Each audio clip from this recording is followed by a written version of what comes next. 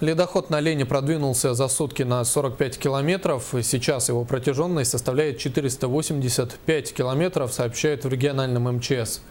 По данным на 17 часов нижняя кромка ледохода наблюдается в 45 километрах ниже устья реки Вилюй и в 125 километрах ниже поселка Сангары Кобяйского района. Верхняя кромка у пригородной Табаги. У Якутска уровень воды составляет 308 сантиметров, при опасном 990 фиксируется густой ледоход. Однако в Якутии есть участки, где высока вероятность превышения критических отметок. В районе города Якутска уровень воды составляет 308.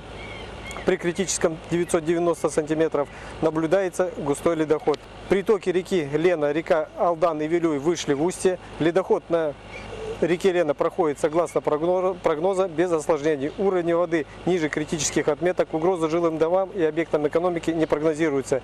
Для мониторинга паводковой обстановки привлечены две оперативные группы Главного управления МЧС России по республике Саха-Якутия в составе 27 человек, 2 воздушных судов и 4 плавсредств.